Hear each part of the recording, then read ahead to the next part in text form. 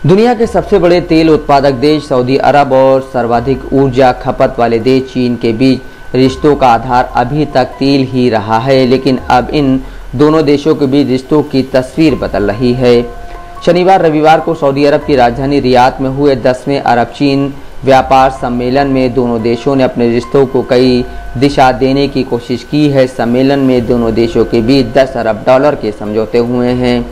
पिछले हफ्ते ही प्रधानमंत्री नरेंद्र मोदी और सऊदी अरब के प्रधानमंत्री मोहम्मद बिन सलमान ने फ़ोन पर बात की थी। दोनों नेताओं ने द्विपक्षीय संबंधों की समीक्षा की थी। चीन की ओर से ईरान और सऊदी अरब के बीच राजनयिक संबंध बहाल कराए जाने के बाद दोनों नेताओं की यह पहली बातचीत थी। पीएम मोदी और सऊदी क्राउन प्रिंस की बातचीत के बाद ही सऊदी अरब ने चीन से अहम कारोबारी समझौते किए हैं। इससे पहले सऊदी अरब ने श्रीनगर में G20 की एक बैठक में अपने प्रतिनिधि को नहीं भेजा था। श्रीनगर में G20 की बैठक कराने पर पाकिस्तान ने आपत्ति दर्ज कराई थी। BBC के मुताबिक अरब चीन सम्मेलन के दौरान जब सऊदी अरब के ऊर्जा मंत्री प्रिंस अब्दुल अजीज बिन सलमान से दोनों देशों के बीच संबंधों की पश्चिमी देशों की आलोचना के संबंध में सवाल पूछा गया तो उन्होंने इसे खारिज करते हुए कहा, मैं इसे नज़रअंदाज करता हूं क्योंकि एक कारोबारी व्यक्ति के रूप में अब आप वहीं जाएंगे जहां आपको मौका दिखेगा। उन्होंने कहा कि हमारे सामने ऐसा कोई विकल्प नहीं होना चाहिए कि हमें दो में से किसी एक को चुनना पड़े। BBC ने लिखा, एक सवाल खड़ा हो रहा है कि अगर चीन सऊदी अरब के बहुत करीब आता है तो भारत के लिए इसके मायने क्या होंगे, क्योंकि चीन भारत के लिए एक सुरक्षा खतरे के रूप में देखा जाता है। चीन जिस तरीके से मध्य पूर्व में आगे बढ़ रहा है उसके मुकाबले भारत कहां खड़ा है, भारत की क्या तैयारी है और इसका प्रभाव किस तरह से देश पर पड़ेगा।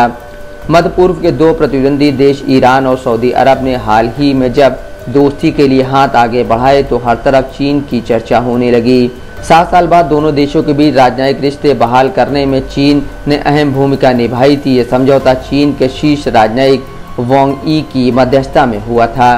साल 2016 में सऊदी अरब ने शिया धर्मगुरु को फांसी दिए जाने के बाद तेहरान स्थित सऊदी दूतावास में ईरानी प्रदर्शनकारी घुस गए थे। इस घटना के बाद सऊदी अरब ने ईरान से अपने रिश्ते तोड़ लिए थे।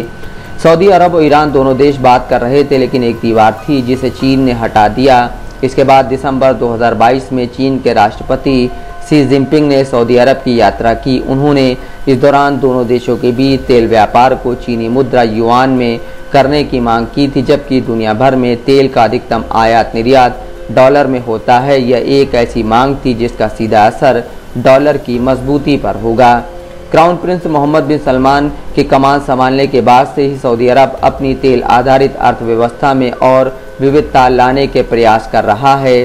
अरब चीन व्यापार सम्मेलन में हुए नए समझौतों को विदेशी मामलों के एक्सपर्ट कमरागा सऊदी अरब की विदेश नीति में बड़ा बदलाव मानते हैं।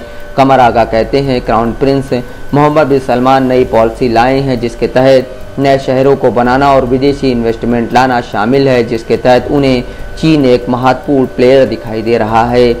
विदेशी मामलों के एक्सपर्ट कमरागा कहते हैं, ये सोचना कि सऊदी अरब चीन कैंप में चला जाएगा ये बिल्कुल गलत है। चीन का समर्थन अरब देशों में बिल्कुल नहीं है।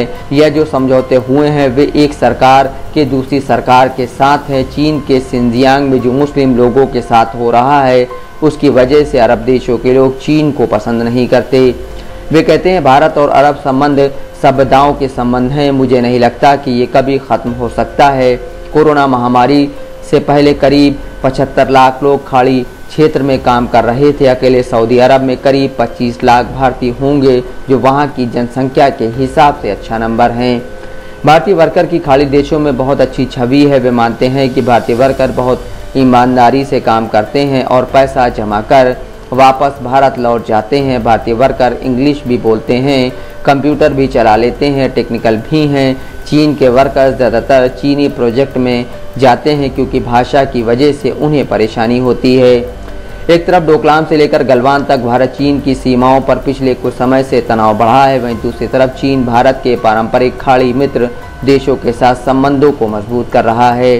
सवाल है कि भारत चीन की तरह इस तरह से खाड़ी देशों में बड़े समझौते क्यों नहीं कर पा रहा है।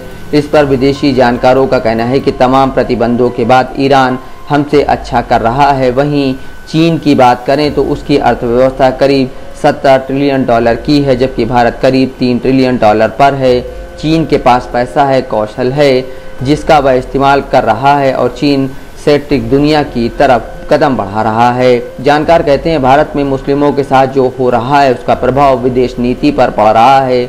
इन देशों को भारत में इस्लाम धर्म खतरे में दिखाई दे रहा है, जो भारत के लिए अच्छा नहीं है। नूपुर शर्मा केस में भारत को खाड़ी देशों से आलोचना का सामना करना पड़ा था। सऊदी अरब भारत का चौथा सबसे बड़ा ट्रेड पार्टनर है। सऊदी अरब और भारत के संबंध मोदी सरकार में कई मोर्चों पर अच्छे हुए हैं, लेकिन यूक्रेन और रूस में छिड़ी जंग के बाद से बदली विश्व व्यवस्था को लेकर चीज़ें तेज़ी से बदल रही हैं। Bureau report, Dastak live news.